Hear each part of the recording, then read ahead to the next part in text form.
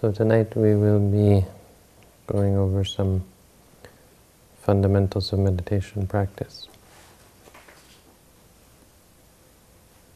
Giving basic instruction in meditation practice by request.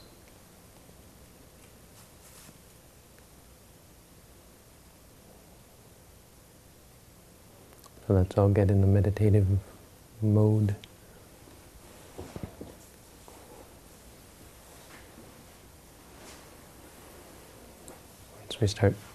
Once we start talking about meditation, it's clearly not a theoretical subject. This isn't a talk that you should listen to intellectually.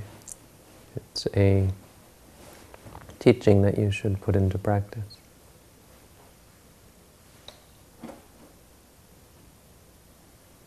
The practice of meditation really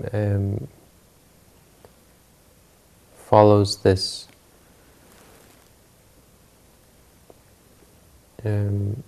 sequence of trainings as laid down by the Buddha. So the Buddha said there are 3 trainings that we should train ourselves in.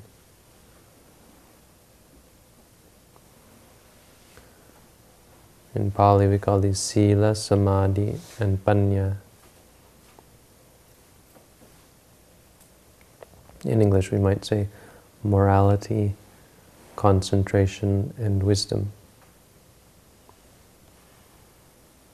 But these are a bit misleading, or it's difficult to understand these without explaining these terms in detail, because misunderstanding arises based on the words themselves. Morality, for example. So when morality, we think of certain deeds that we shouldn't perform. And concentration, we think of focusing the mind on a single object or a single point and keeping it in one place. And wisdom we think of as intellectual thought or ideas, concepts.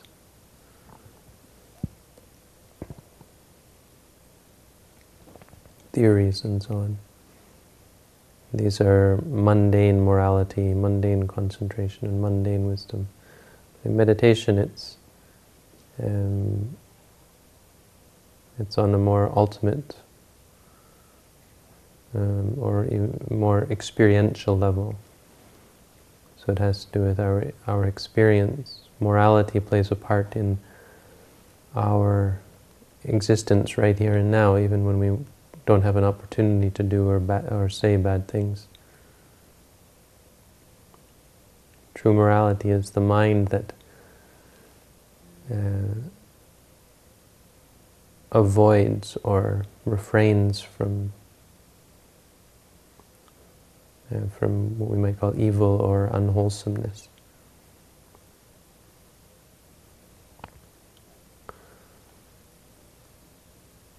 And real concentration is let's phrase it in terms of reality. We'd say morality is the refraining from or the limiting one's attention to ultimate reality, to experience.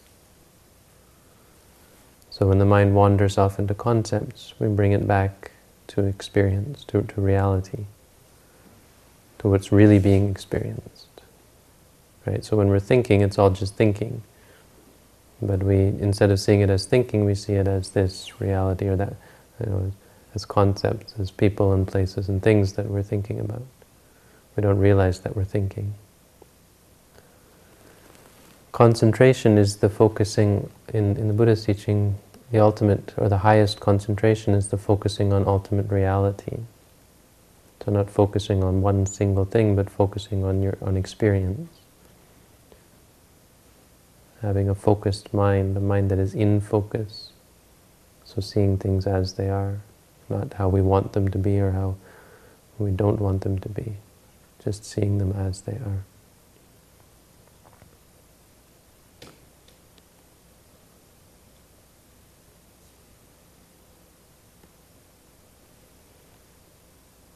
And wisdom is, rather than any kind of theory about reality or about the universe or the past or the future or about our life or life in general, it's understanding of experience, understanding of reality, which is really quite simple actually. It means seeing reality, knowing reality for what it is.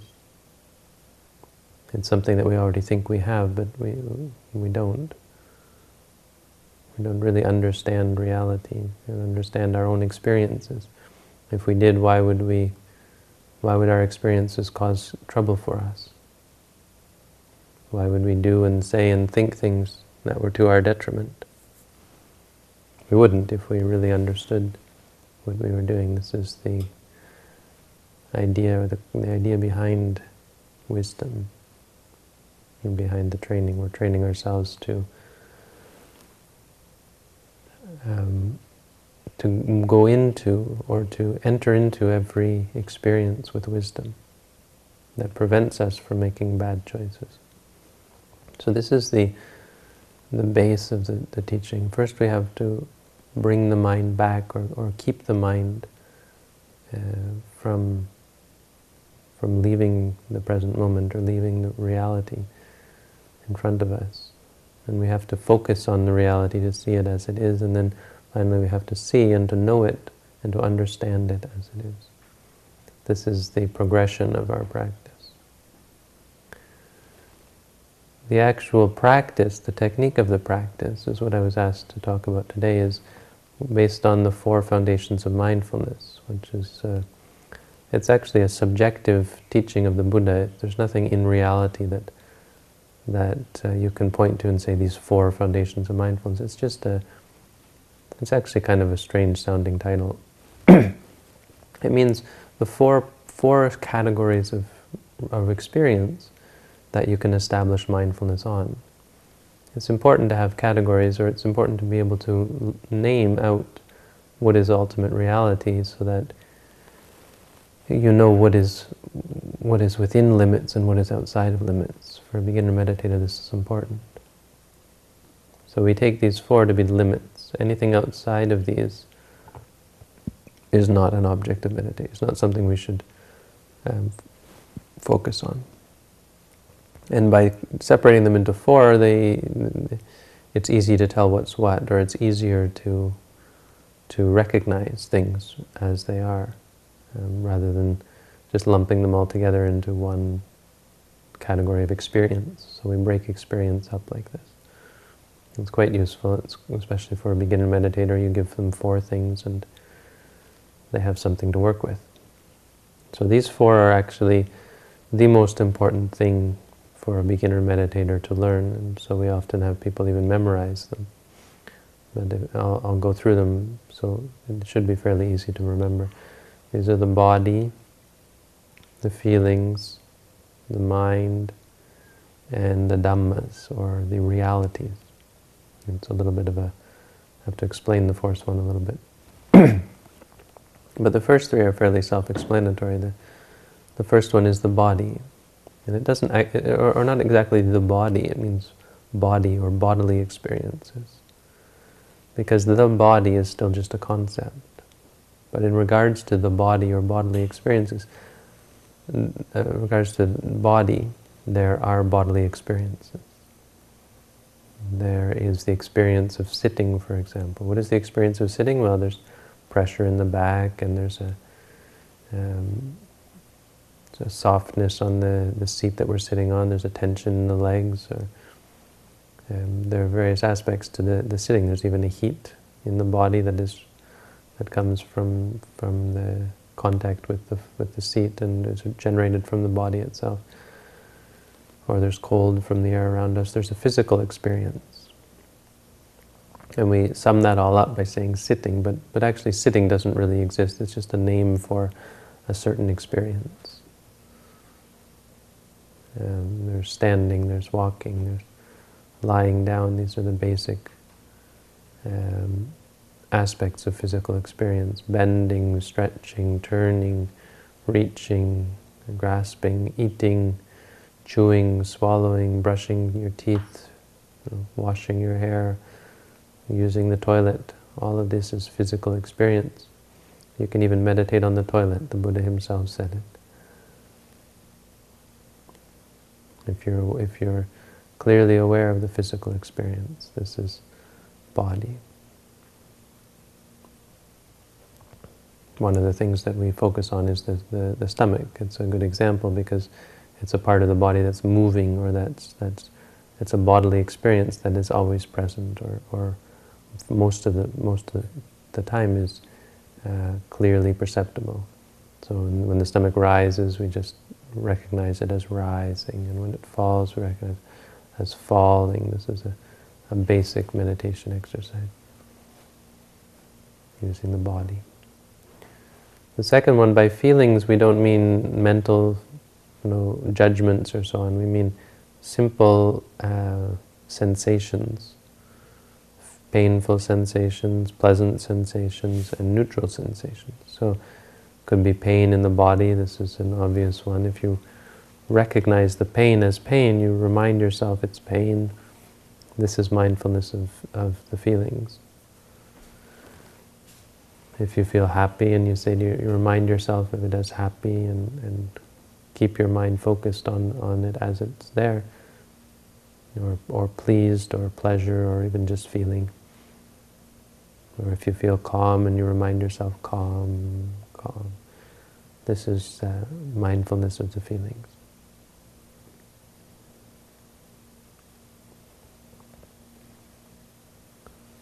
When you're thinking about the past or the future, when you have thoughts, this is the mind.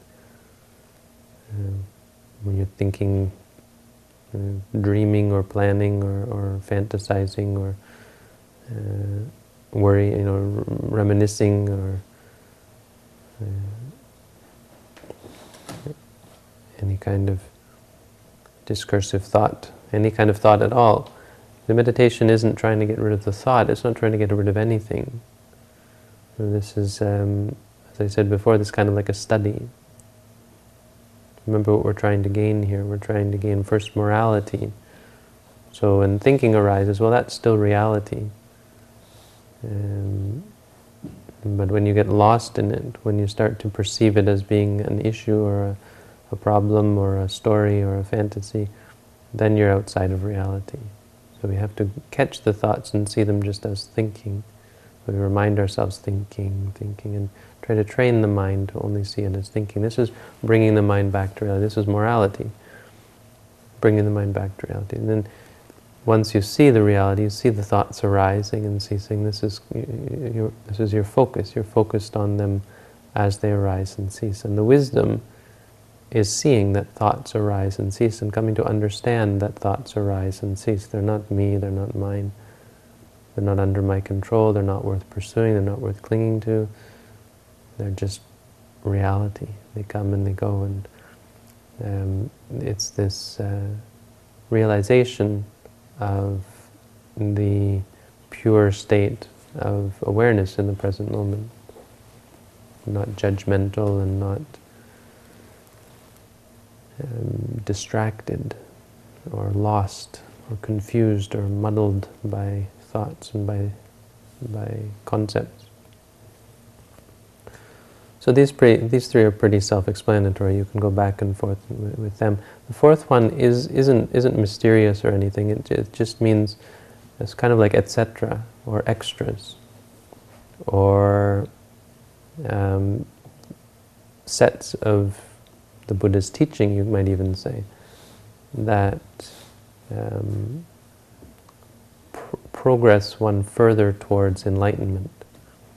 So the first set is the five hindrances. They're emotive states that will arise and get in your way and keep you from seeing clearly. So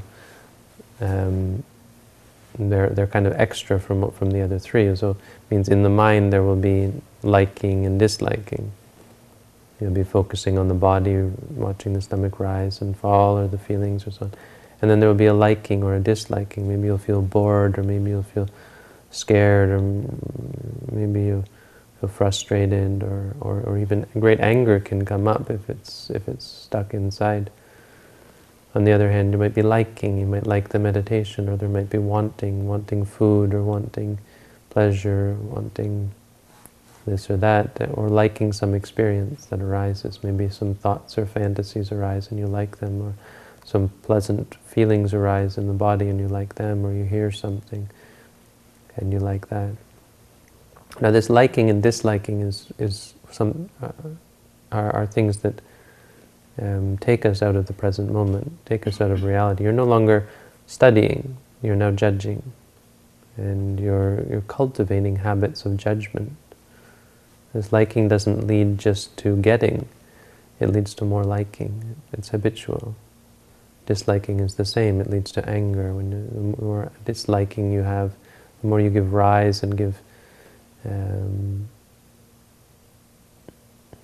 when the more you cling to the disliking, the more disliking there will be, the more angry a person you become. So these are hindrances. They stop us from seeing things clearly. They cloud the mind. They lead the mind to they lead the mind out of reality and into a muddled state. They confuse the mind. They tire the mind. They tax the mind's strength. They prevent one. The most important is they prevent you from seeing clearly. So again, we're not judging them, but we're learning about them. We're studying. We're learning how they come and how they go. What makes them arise? What makes them cease? We're coming to understand everything about them. That's all we need. As I said, the theory is that once you and the observation, more importantly, the observation is that once you understand something to be to your detriment, you abandon it without thought, without even having to consider, without effort. Simply through understanding things, the mind, when understanding arises in the mind, understanding of the problems with negativity or with clinging in any case, then there will arise no clinging. The mind will change. The mind changes based on the habit. So liking, disliking. Another one is drowsiness or laziness. So this is a hindrance because it keeps you from seeing things, keeps you from jumping, from going out to the object, from perceiving the object clearly. Distraction when the mind is not focused.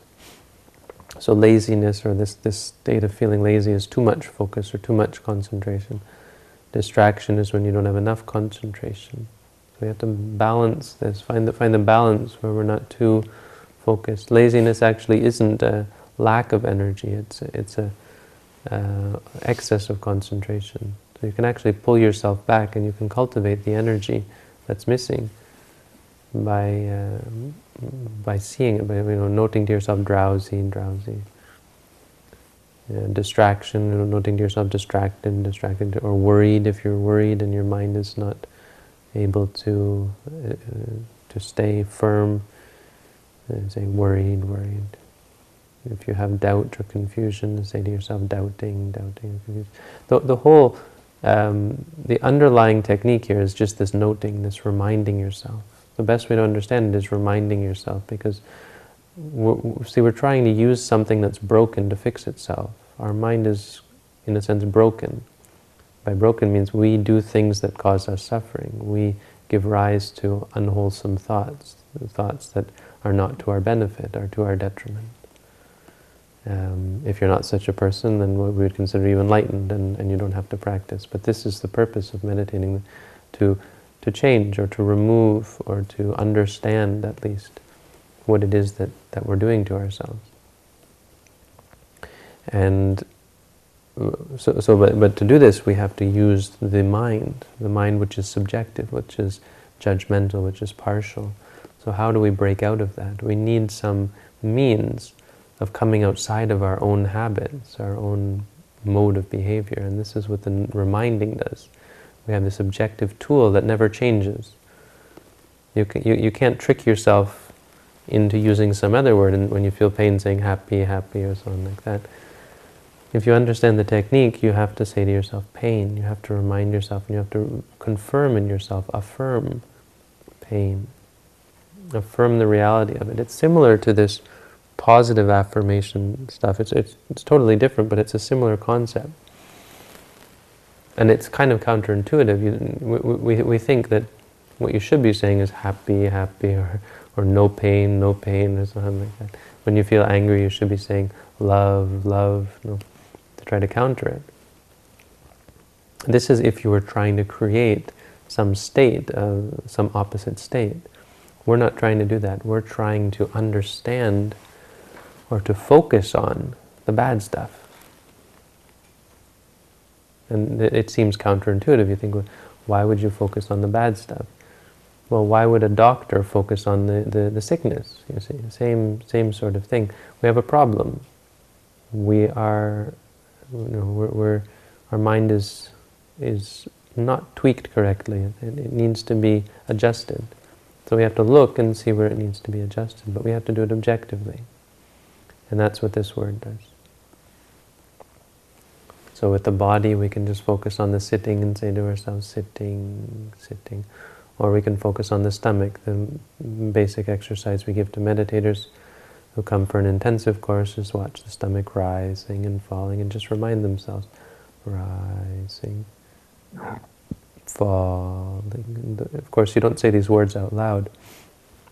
You're just in your mind reminding yourself so as to cut off or preclude any judgment, any thoughts of liking or disliking the experience or identifying with the experience, or any discursive or extraneous thought. So when you feel pain and you say pain, pain, this is learning about not just the pain, but also learning about our reactions to it. And once you see that your reactions are the problem and it's actually your disliking of the pain that's the problem, you come to see that pain is really just pain. And as you say to yourself, pain, pain, you're teaching yourself something. Whereas without looking, you would be upset about the pain. Once you look at it and understand it as pain, you realize for yourself, it is just pain. There's nothing good or bad about it. And the same with happy feelings as well. Instead of clinging to them and wishing for them and hoping for them and feeling depressed and longing for them when they're gone, we see them just as happy feelings, and we realize there's no benefit that comes from clinging to them. They might be good, but as soon as you say that they're good, you start clinging, and when you cling, then you suffer when they're gone. You have this partiality where your happiness depends on them. So we stop that. We know them just as happiness. When you're thinking, and then you say to yourself, thinking, thinking. And thoughts as well have no power over you. Good thoughts, bad thoughts. Good thoughts don't take you away, bad thoughts don't upset you. And even with the hindrances, once we say to ourselves, liking, liking, or disliking, disliking, this is the means of understanding these things. Sometimes it feels like they get worse when you acknowledge them. When you say to yourself, angry, angry, sometimes it feels like you get more angry. But this is how it should be in the beginning, because we have anger inside of us, and our reaction to anger is to get angry. We have to see this. We have to see what we're doing to ourselves. It's actually the best thing for us once we watch the anger and become upset by it. Once we realize how horrific this anger is and how it can build and so on. This is exactly what we need to see. It should build, it should get out of hand, so that we can see how out of hand it gets and really want to change. Deep down, the mind this will affect the mind when it sees how strong this anger is. The problem with anger isn't that it comes up. The problem is that we don't understand it when it arises. And so we follow it, we make use of it. We use it as a premise by which to act. I'm angry, therefore I should hit you, or therefore I should yell at you, therefore I should do something nasty for you, towards you. We don't ever understand the anger. Let it come. This is important. It's important to teach your mind a lesson. If it's going to get angry, well, let it see what anger is. Let it look at the anger. Let it eat its own dog food, so they say. So these are the four foundations. In brief, this is all you need to know to practice meditation. It's really almost enough. There's only one other thing that I'd add, and that's the next set in the Dhammas, is the senses. So other things that might come up are seeing, hearing, smelling, tasting, feeling, and thinking. Thinking we already have, but the other five senses we have to note as well. Because seeing and hearing, all of these senses can give rise to partiality or conceptual thought. When we see something, we begin to think about it. When we hear something, we begin to think about it. So we get lost from the meditation. We lose our morality in a sense. Because we lose our morality, we have no concentration, no focus. As we have no focus, we lose our wisdom. We're in the realm of delusion, where it's very easy to give rise to judgment and partiality. So we bring ourselves back. When we see, we catch it just at the door and say to ourselves, seeing, seeing. When we hear something, hearing, hearing. When we smell or taste or feel, we say smelling, smelling, tasting, feeling, feeling. And when we think, of course we know thinking.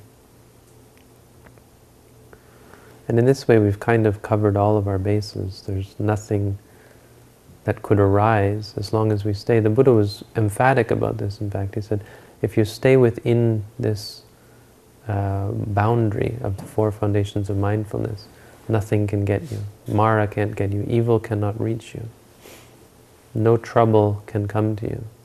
It's a very powerful statement, and it seems hard to believe.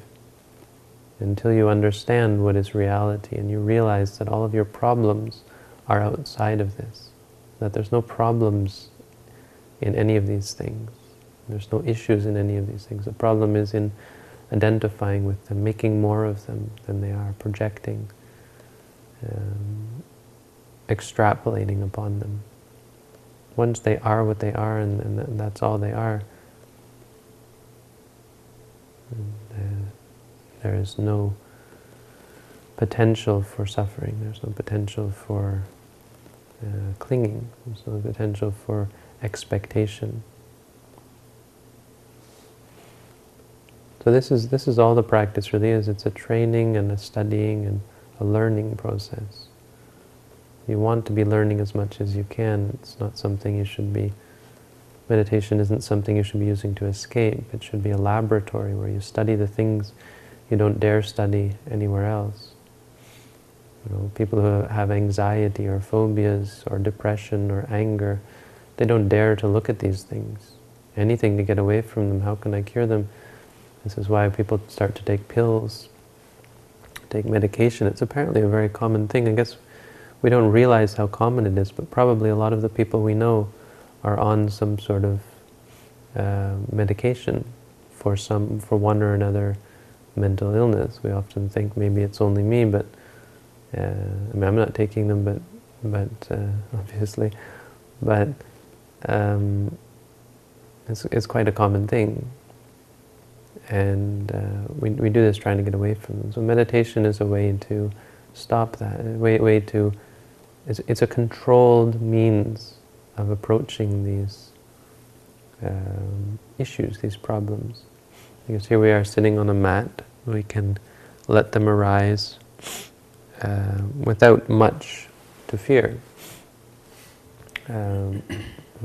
If we have anger issues, then we can let anger arise because there's no one around to get angry at. If we have fear or worry, then now we can be afraid and worry because it's really inconsequential.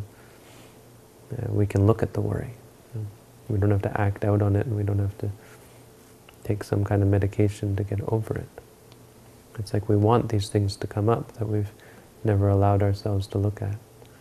So it's quite an exploration. It's something very unique and not very well understood. We usually think of meditation as some kind of a retreat or an escape. But it certainly isn't. It's an advance. We are taking a leap into the unknown where we've never really gone before. And that is, this unknown isn't something mysterious, it's who we are. It's our everyday life that we never really look at. It's like tuning the machine or our automobile, going under the hood. We drive the car every day, but we often don't spend enough time tuning it or cleaning it. If you go around in your car and you never change the oil, eventually it burns up. You have engine trouble. It's exactly how the mind is. We don't spend the time. We spend all our time using our mind. We use our mind for so many things, but we don't spend enough time servicing the mind. So this is kind of this servicing of removing all the bad stuff and cultivating all the good stuff. So that's basically how to meditate. This is sitting meditation. There's also, you can do it walking. So when you walk, I've given instructions in my booklet, you can read that. When you walk, you know the right foot is moving, step being right. It's just a technique. But or it's a structure. The technique is the same. The noting is, the reminding yourself is the same. If you use this technique of reminding yourself, you can even use it in daily life when you're sitting in a car, when you're sitting on the bus, or when you're at work and you want to take a break, you can do a 5-minute meditation break. You can, when you're eating, you can do eating meditation, chewing, swallowing, tasting.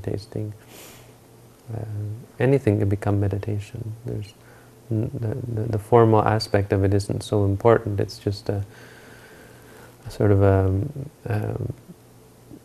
in a sense, a retreat from the whole spectrum of experience, to keeping it to just a couple of objects. So walking back and forth is quite simple. Gives you a much more controlled environment in which to study the experience. Otherwise, the technique is simply this reminding yourself, and based on these 4 foundations of mindfulness that the Buddha taught. There's four aspects of existence, aspects of experience. Okay, so let's take that as a basic understanding of meditation, and we can try to now we'll do our daily meditation and try to put these into practice.